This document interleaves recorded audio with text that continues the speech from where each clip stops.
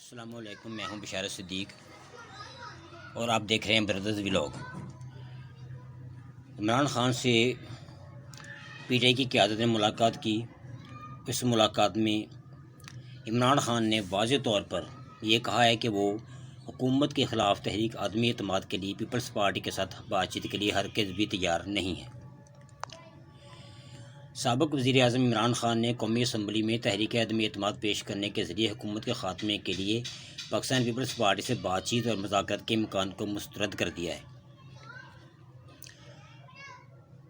Report کے مطابق 190 million pound corruption case کی سماعت کے بعد صحافیوں سے گفتگو کرتے ہوئے پاکستان تحریک انصاف کے بانی چیئرمین کپتان نے مسلم لیگ نون کے زیر قیادت حکومتی اتحاد میں شامل پیپلز پارٹی کو فارم 47 کی پیداوار قرار دیا۔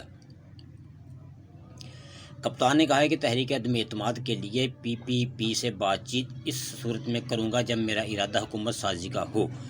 انہوں نے اس طرح کے اقدام کے امکان کو مسترد کیا جبکہ آزاد اور شفاف الیکشن ہی ملک کو بحران سے نکالنے کا واحد حل ہے۔ حکومت کے پی ٹی آئی پر پابندی لگانے کے منصوبے سے متعلق بات کرتے ہوئے انہوں نے کہا کہ یہ اقدام جمہوریت کو ذبح کرنے کے مترادف ہے۔ پی ٹی آئی پہلے ہی زیر محاصرہ ہے، اس سے زیادہ حکومت اور کیا کرنا چاہتی ہے۔ عمران خان نے کہا کہ حکمران طبقے نے اپنے ذاتی مفادات کے لیے ملک کے مفادات پر سمجھوتہ کر لیا ہے اور وہ کبھی بھی آزاد اور شفاف الیکشن نہیں چاہتے تھے۔ عمران خان نے ججوں پر تنقید کرنے پر وزیر اعلیٰ پنجاب مریم نواز پر بھی تنقید کی اور کہا کہ مسلم لیگ نون نے ججوں کی حمایت کی جب وہ اسے ریلیف دے رہے تھے۔ ملک میں ایمرجنسی کے نفاذ سے متعلق ایک سوال کے جواب میں سابق وزیر اعظم عمران خان نے کہا کہ پاکستان پہلے ہی مارشل انداز میں چلایا جا رہا ہے۔ انہوں نے خصوصی سرمایہ کاری صورت کونسل SIFC کی صلاحیت پر بھی سوال اٹھایا، جسے انہوں نے کہا کہ وہ سول حکومت کے اوپر کام کر رہی ہے۔ اس دوران عمران خان کی اہلیہ بشرا بی بی نے اپنے شوہر کے ساتھ مبینہ امتیازی سلوک پر جیل انتظامیہ کو تنقید کا نشانہ بنایا۔ اس کیس کی سماعت کے بعد جس میں وہ شریک ملزمہ ہیں، صحافیوں سے گفتگو کرتے ہوئے بشرا بی بی نے گزشتہ برس عمران خان کی گرفتاری کے بعد پی ٹی آئی رہنما سینیٹر علی ظفر کی جانب سے ان سے فون پر بات نہ کرنے پر سخت برہمی کا اظہار کیا۔ انہوں نے کہا کہ بیرسٹر علی ظفر اڈیالہ جیل میں تمام تر پروٹوکول لیتے رہے لیکن وہ سابق وزیر اعظم کے لیے ایک گدے کا بھی انتظام نہیں کر سکے۔ بشرا بی بی نے کہا کہ عدت کیس میں بریت کے بعد انہوں نے نماز ادا کی اور وہ جیل سے نکل رہی تھی کہ قومی احتساب بیورو کی ٹیم نے ایک نئے کیس میں انہیں دوبارہ گرفتار کر لیا۔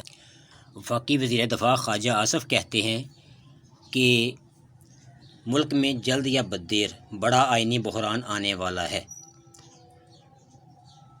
موجودہ صورتحال ماضی کی صورتحال سے کئی گنا زیادہ گمبھیر ہے اور اقتدار چھن جانے کے بعد سے تحریک انصاف نے جو رویہ اپنایا ہوا ہے اس سے وہ ملک کے وجود کے لیے خطرہ بن گئی ہے۔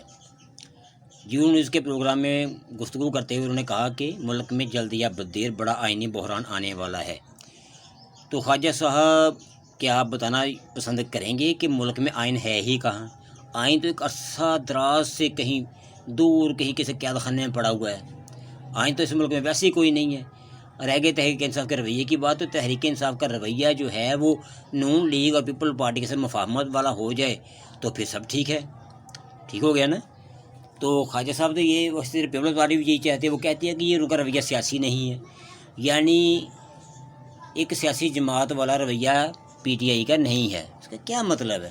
یعنی وہ آپ کی طرح یعنی آپ کے صف میں کھڑے ہو جائیں، باریاں لگانے پر لگ جائیں، لوٹ مار جیسے آپ لوگ کرتے رہے ہیں، باریاں لگاتے رہیں، لوٹ مار کرتے رہیں، ایسے کرتے رہیں تو پھر سب ٹھیک ہے۔ کیونکہ اذان ہونے والی ہے اور ولاگس کو ختم کرتے ہیں۔ ملتے ہیں اگلے ولاگ میں۔ خدا حافظ۔